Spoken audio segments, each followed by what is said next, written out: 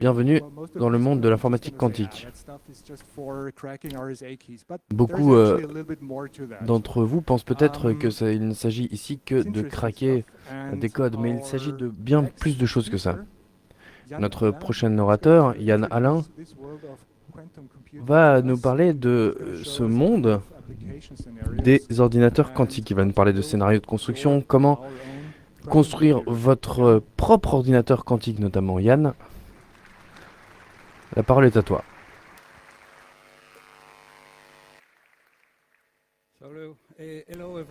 Bonjour à tous. Bonjour à tous. C'est les seuls mots que je connais en allemand. Nous allons commencer cette session en essayant de vous convaincre que construire un ordinateur quantique est possible. Donc, on est dans une conférence InfoSec.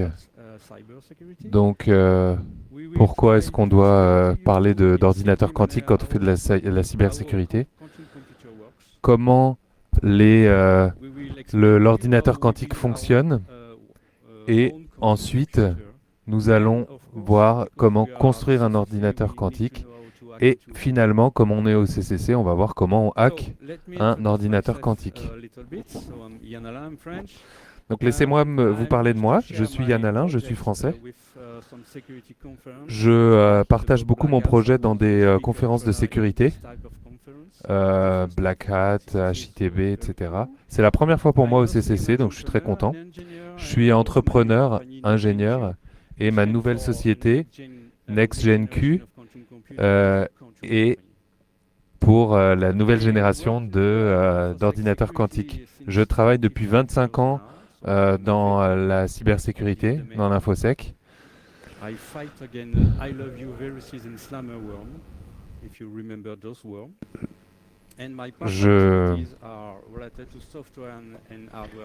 J'ai lutté contre différents virus informatiques.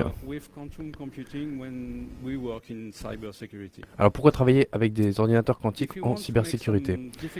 Si on veut faire des calculs compliqués,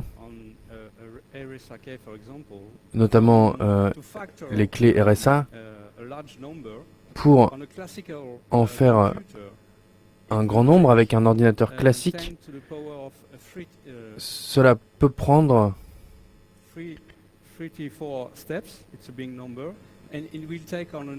10 puissance 34 étapes. Et cela correspond à des trillions d'opérations et environ 317 trillions d'années. Avec un ordinateur quantique, avec un algorithme spécial appelé l'algorithme de Shor, cela ne nécessite que 10 puissance 7 étapes et seulement 10 secondes. Cependant,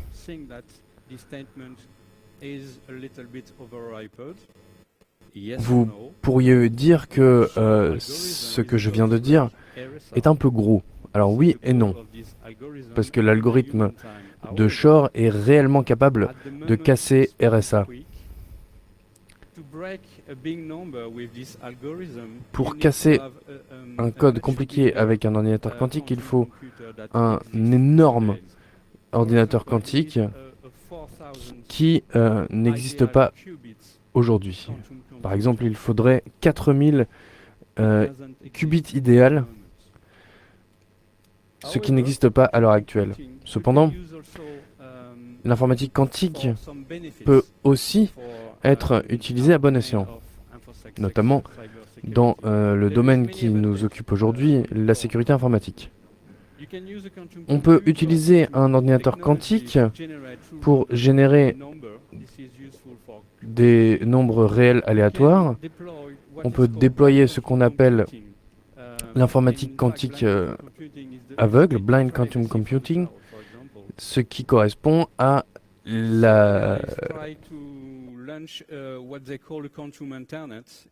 l'ultime protection de la vie privée.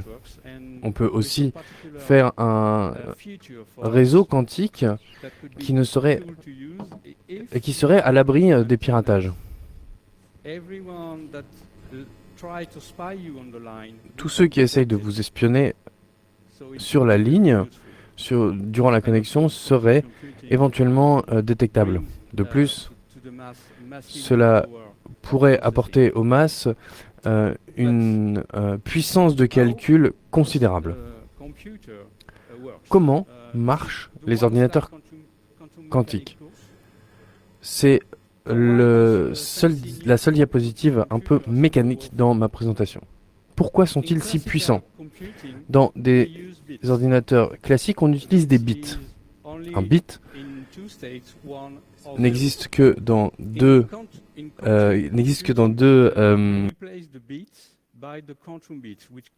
les bits ou octets n'existent que de deux manières, 1 ou 0. Les qubits ou q-octets utilisent un autre principe, la superposition. Ici, on peut donner à l'utilisateur différentes étapes au même moment.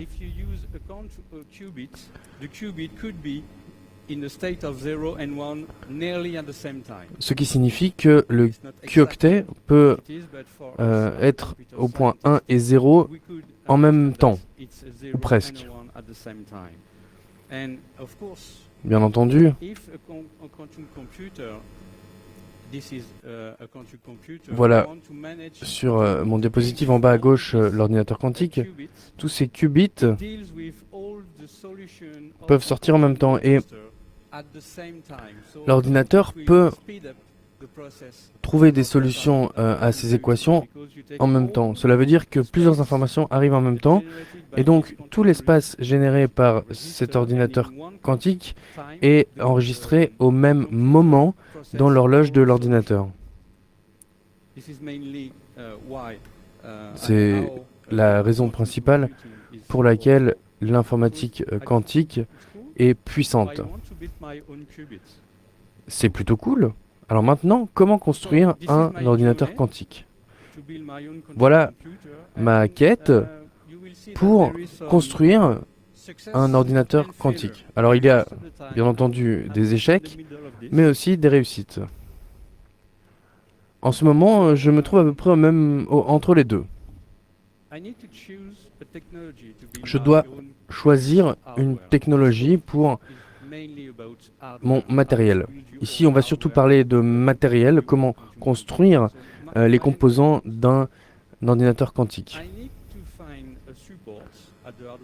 Il me faut un support qui se comporte de manière quantique. Je dois trouver quelque chose qui se comporte de cette manière-là à l'échelle atomique. Je dois pouvoir le construire moi-même.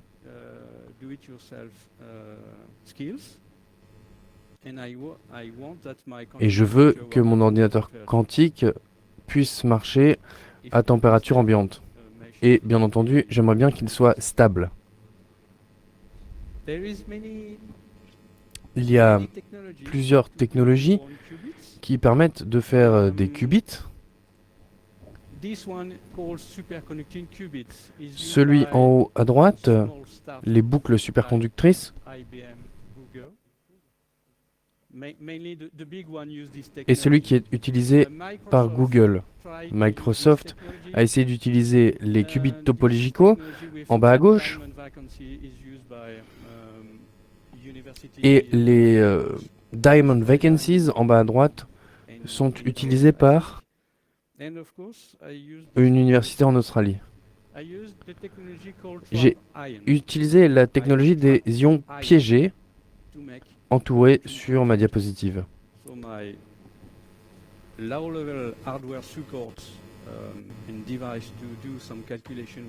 Donc je fais des calculs avec une technologie assez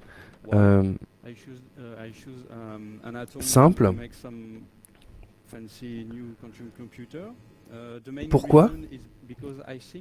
Parce que je pense pouvoir le construire dans mon garage. C'est une technologie bon marché et assez répandue. Elle existe depuis 1945. Il y a de nombreuses expériences qui ont été faites avec cette technologie et la raison principale est que la qualité des qubits est excellente. Il y a un long temps de cohérence et cela permet de faire des programmes beaucoup plus gros.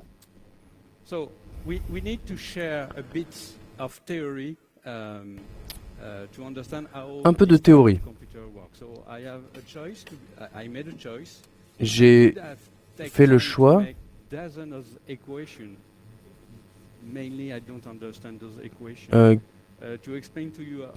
de vous expliquer comment fonctionnent ces équations, mais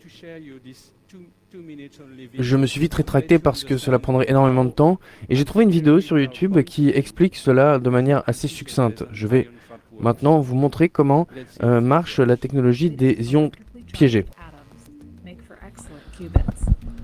Des électrons chargés positivement font des superqubits. C'est utilisé dans la technologie d'ordinateur quantique. Un qubit peut être un 1 ou un 0, mais c'est différent d'un bit parce qu'il peut être dans les deux états en même temps. Un qubit d'ion est créé avec les deux niveaux d'énergie.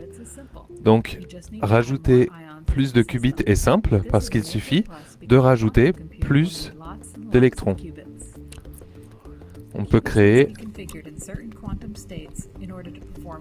Les qubits doivent être créés dans un certain état quantique pour pouvoir réaliser un certain nombre de tâches.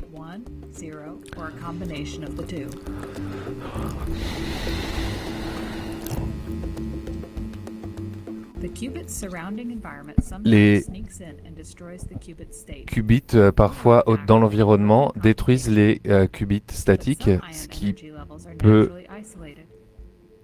créer des problèmes. Donc, il faut isoler les ions utilisés pour les qubits.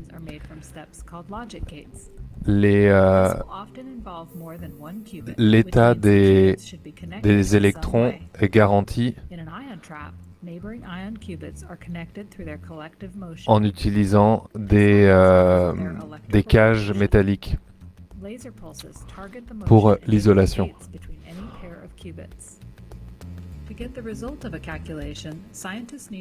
Pour récupérer les résultats de calcul, les scientifiques doivent savoir si le qubit est dans l'état 1 ou dans l'état 0.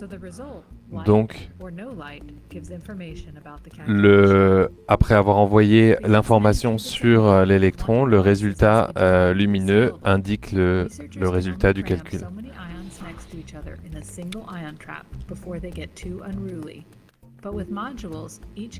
En utilisant des modules avec des dizaines ou des centaines d'ions, on peut construire des ordinateurs quantiques de taille considérable. Et les ions dans différents modules peuvent communiquer en utilisant des photons.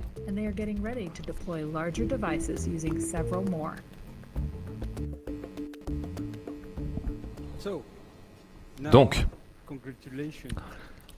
maintenant, félicitations.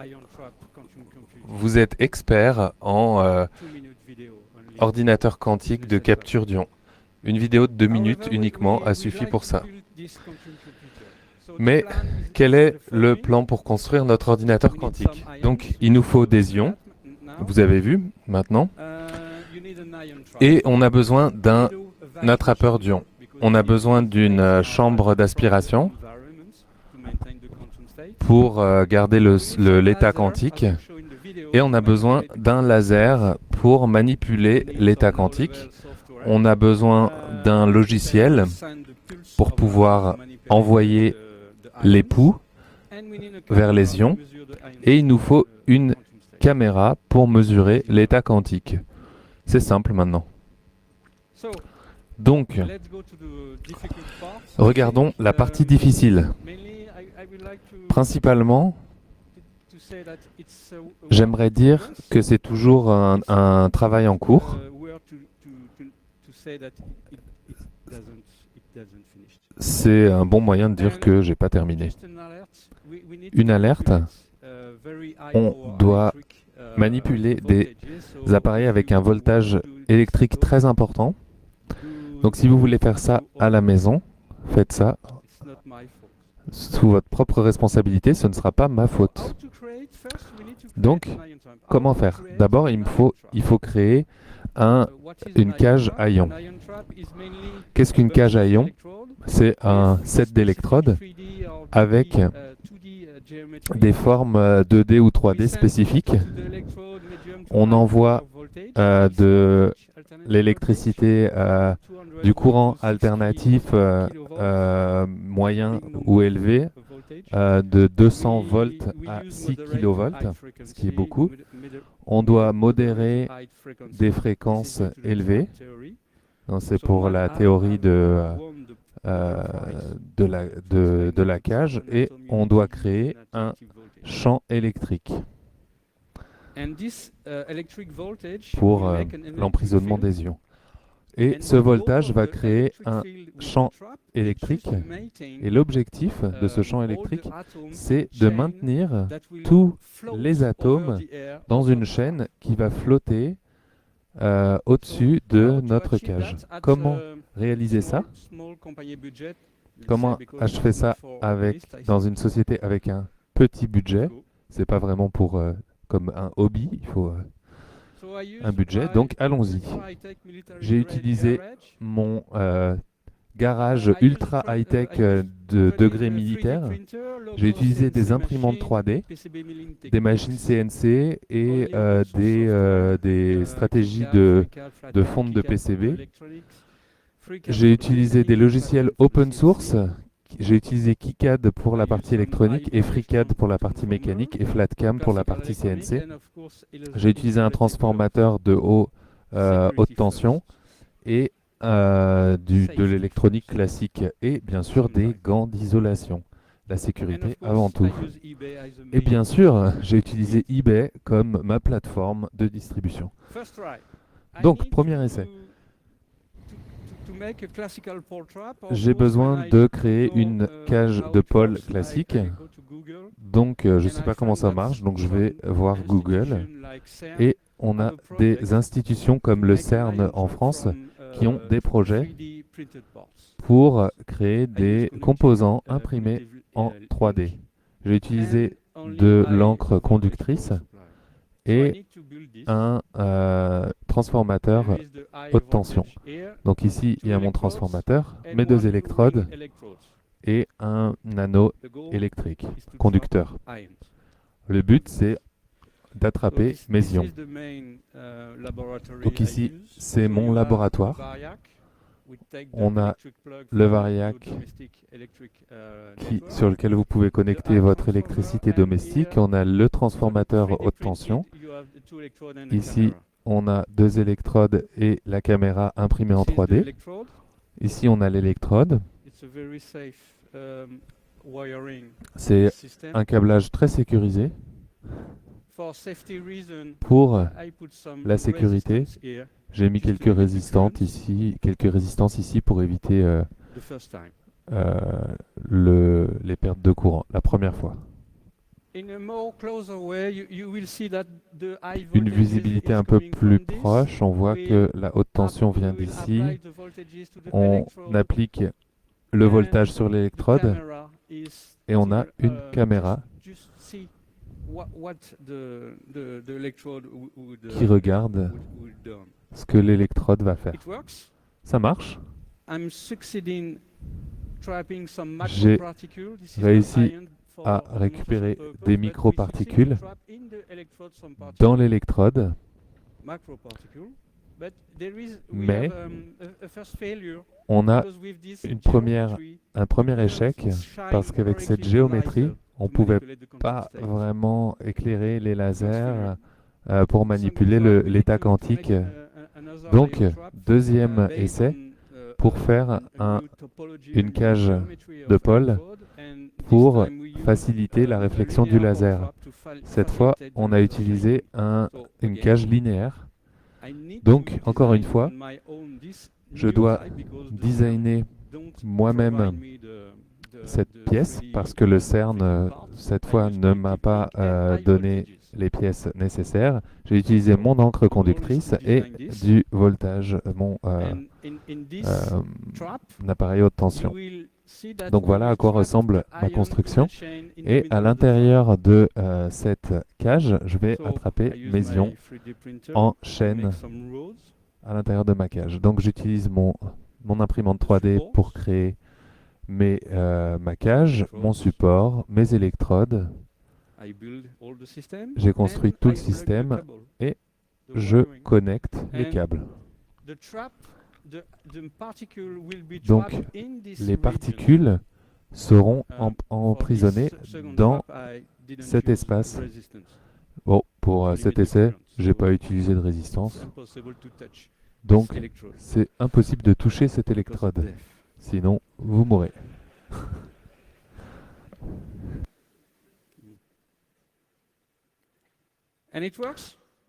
Et ça marche.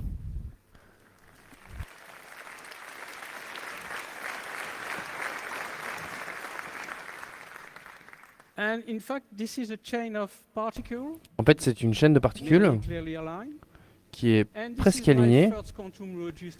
Et c'est mon premier registre quantique composé de 8 particules. Mais c'est le plus gros échec. Je dois faire en sorte que ce piège à électrons se trouve dans une chambre vide. Voilà à quoi ça ressemble.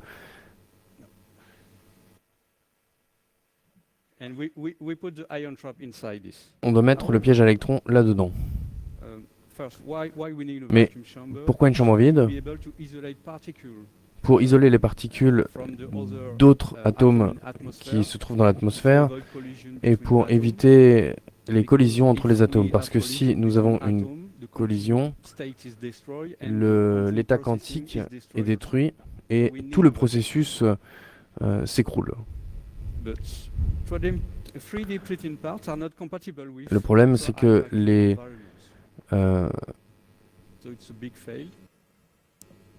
composants imprimés en 3D ne se trouvent pas dans un environnement haute tension. Donc il faut trouver une autre solution. Je dois donc trouver des matériaux qui sont compatibles avec un environnement ultra vide pour mon piège à électrons. J'ai demandé à la NASA, parce que la NASA envoie des composants électroniques dans l'espace, et l'espace est un peu une grosse chambre vide. Donc ils ont une liste de matériaux publics qui listent tous ces composants envoyés dans l'espace. Et donc, dans cette liste se trouvent aussi les matériaux qui sont, que je pourrais utiliser comme conducteur. Il y a l'or, qui est un conducteur électrique, la céramique, qui peut me permettre de faire des supports mécaniques, et il y a des captons. Maintenant, j'ai besoin d'une idée pour mon piège, ma cage de pôle linéaire imprimée en 3D. Et il faut qu'elle soit compatible avec un environnement au vide.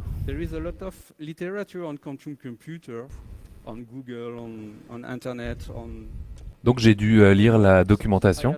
Il y a plein de livres disponibles sur Google. On voit ici, j'ai énormément de livres sur les mécaniques quantiques. Et beaucoup de ces livres ont énormément de détails. Moi, j'ai trouvé ceci.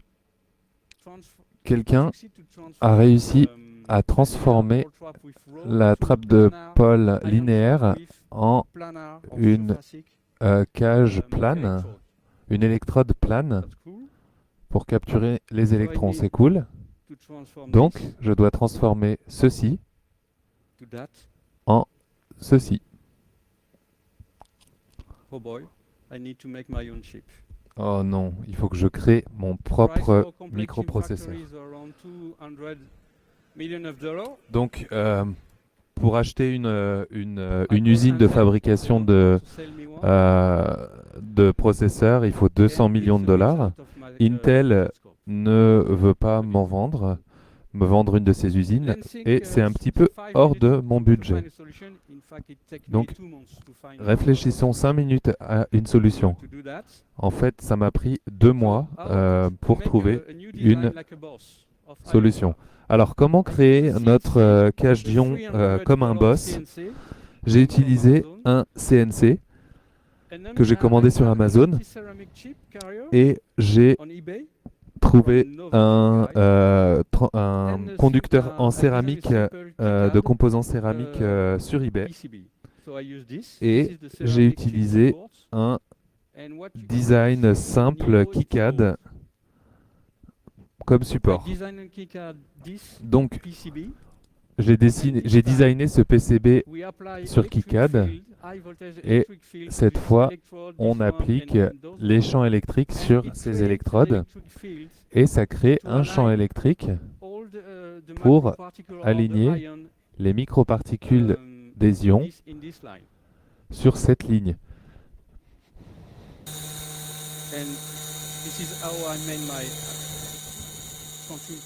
Voilà comment j'ai créé ma puce électronique d'ordinateur quantique.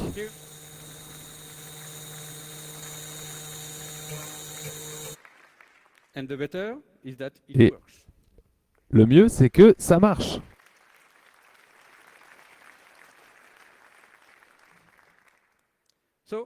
Donc, tada, j'ai mon premier ordinateur quantique créé dans mon garage.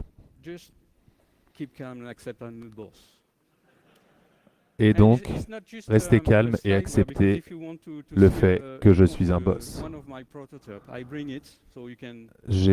Ça, c'est un de mes prototypes. Je l'ai ramené avec moi, donc vous pouvez venir le toucher et voir comment il fonctionne. Mais si vous designez des appareils complexes comme ça, moi, je ne suis pas physicien. Donc, comment être sûr d'être sur le bon chemin? Je suis allé au musée de la science à Londres il y a quelques mois. Et il y a cette exposition de nos amis de GCHQ. Vous savez que c'est le GCHQ? C'est comme la NSA aux États-Unis. Et ils ont fait une exposition sur la cryptographie. Et dans ce musée, ils présentent un ordinateur quantique basé sur la technologie de capture d'ion. Donc ici, c'est des pièces expérimentales qui sont exposées dans ce musée sur l'informatique quantique. Et on a un composant sur lequel il montre un design qui aide à fabriquer son propre sa propre cage à ions. Voilà le design de GCHQ, voilà le mien. Je pense que je suis sur la bonne route, sur le bon chemin.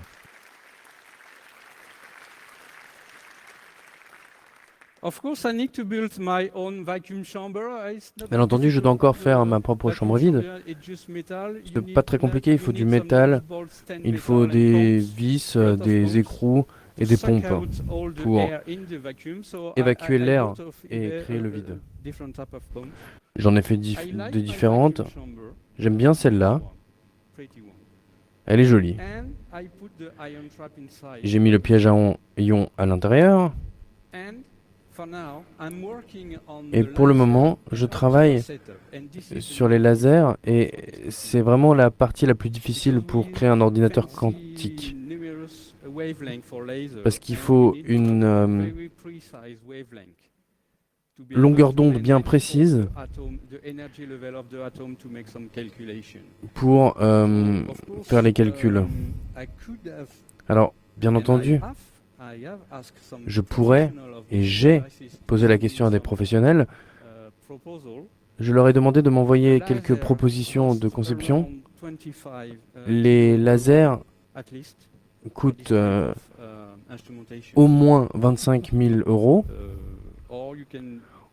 Ou alors on peut le faire soi-même pour 2 000 € environ. Alors j'ai essayé de faire le mien.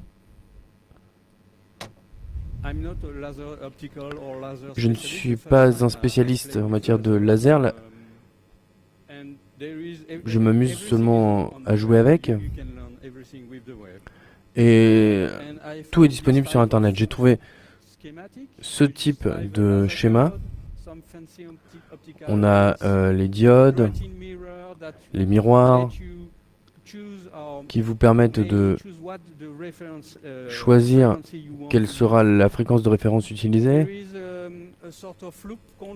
Il y a une sorte de contrôle en boucle,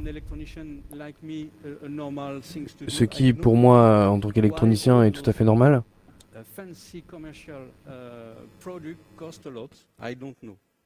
Et je ne comprends pas pourquoi les produits qu'on trouve dans le commerce sont si chers.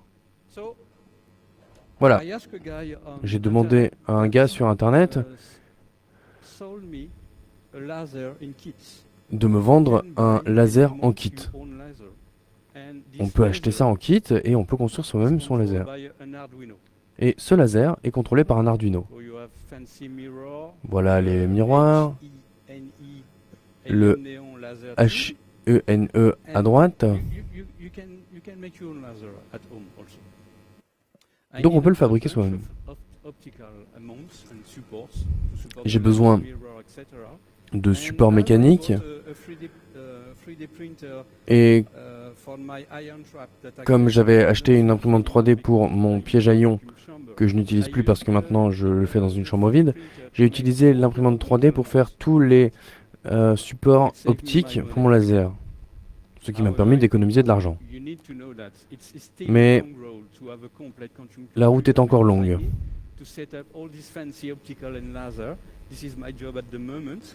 C'est mon occupation principale pour le moment. J'estime que le travail qui me reste à accomplir va durer entre 6 mois et 1 an. La bonne nouvelle, c'est que au niveau du logiciel, tout existe gratuitement. Gratuit et open source.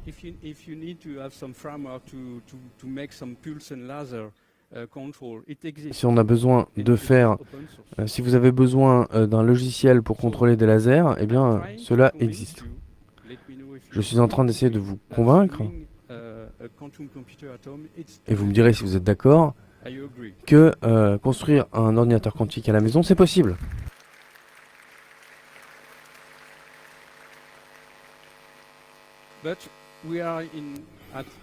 Mais nous sommes au CCC. Comment hacker un ordinateur quantique? Et là, ça commence à devenir rigolo. C'est facile. Il suffit de faire ce qu'on fait d'habitude. Il faut hacker le chaînon, il faut hacker le maillon faible. Il faut savoir que quand on construit un ordinateur quantique, il y a peu de choses qui se comportent dans le régime mécanique quantique. Prenez ce microprocesseur par exemple, ou des lasers, mais tout le reste qui entoure les parties mécaniques de l'ordinateur quantique sont des composants habituels, des composants industriels, de l'électronique habituelle. Parfois, ces composants ont une adresse IP et donc ils sont piratables. Donc il faut attaquer les systèmes qui entourent l'ordinateur quantique. Une petite entreprise qui est mon concurrent direct, c'est une petite start-up qui porte le nom d'IBM, utilise la technologie superconductive pour construire des ordinateurs quantiques. Leur processeur est juste derrière ce réfrigérateur parce qu'il a besoin d'être réfrigéré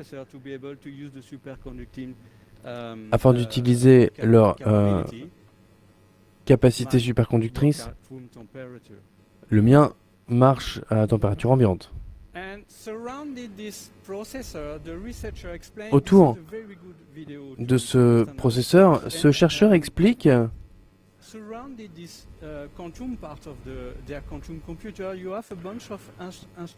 Comment fonctionne leur ordinateur quantique, c'est une très bonne vidéo. Et si on zoome,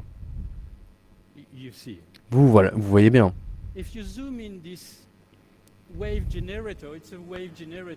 Voici un générateur d'ondes pour envoyer des pulsations vers les processeurs superconducteurs. Il y a un autocollant. Cet autocollant montre le mot de passe.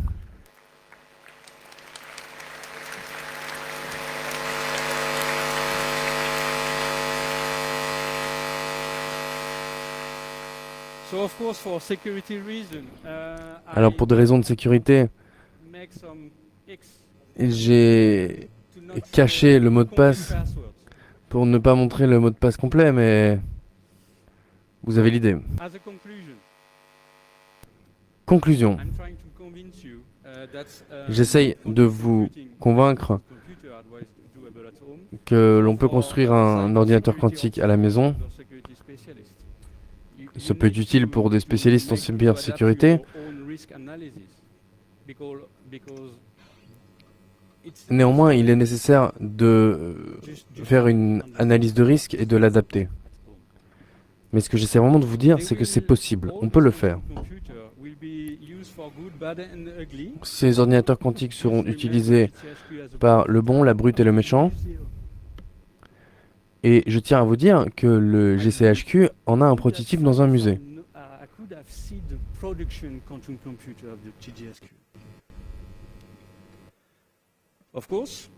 Bien entendu, les ordinateurs quantiques sont piratables, tout comme des ordinateurs normaux, ce qui est une bonne nouvelle pour l'industrie de la cybersécurité. Mais en tant que communauté, il faut se préparer à apprendre, à utiliser, à programmer et à pirater ces ordinateurs quantiques. Et au niveau du logiciel, il faut simplement débloquer son cerveau et s'ouvrir à de nouvelles manières de penser. Parce que si on veut pirater ces choses au niveau logiciel, il va falloir faire du code quantique. Et là, il va falloir le faire sans variables, parce qu'il n'y a pas de variables dans le code quantique, parce que sinon vous faites une copie de l'état quantique, ce qui est impossible. Et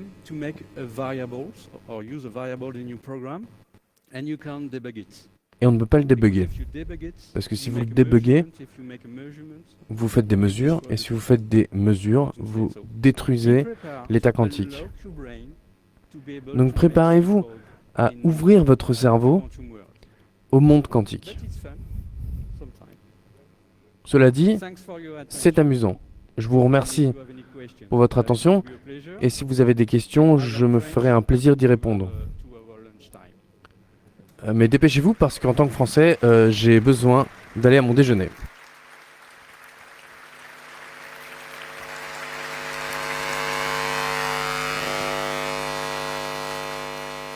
Fantastique, merci beaucoup. Fantastique, merci beaucoup. Nous avons beaucoup de temps pour les questions-réponses. Regardons d'abord Internet. Oui. Donc, première question d'Internet. Où est Internet?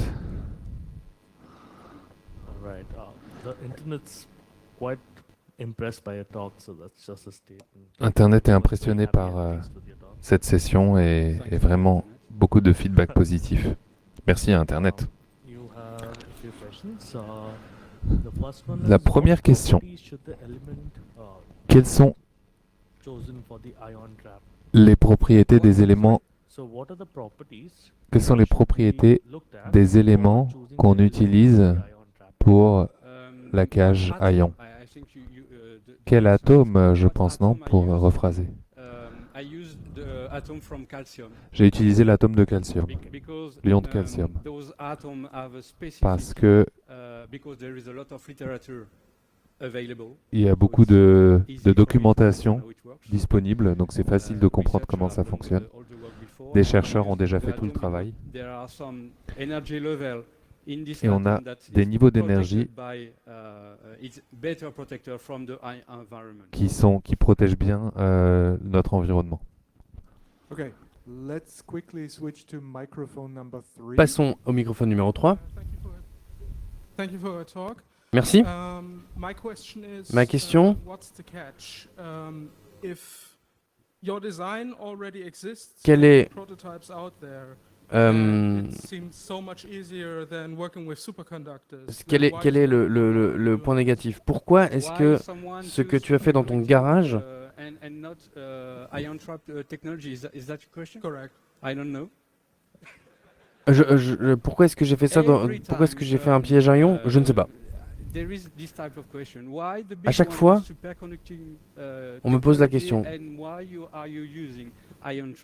Pourquoi est-ce que tu utilises le piège à ion et pourquoi pas l'autre technologie bien plus efficace? Eh bien, la raison principale est que les gros ordinateurs quantiques sont faits au niveau microélectronique, donc c'est facile pour les entreprises qui en font de faire ce genre de qubits là. Mais en fait, je crois que j'ai choisi par habitude, parce que je connais le domaine. Microphone numéro 2. Je suis très impressionné. Vous avez dit que les hobbyistes ne peuvent pas se permettre ça financièrement, alors que des entreprises peuvent. Alors, j'aimerais bien savoir combien. Tout ce que je vous ai montré, ça m'a coûté moins de 15 000 euros de matériel, pour le moment. Donc voilà, c'est pas pour un hobby, mais pour une petite entreprise. Ouais.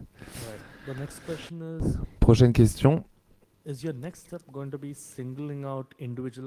Est-ce que la prochaine étape sera de séparer les ions individuellement?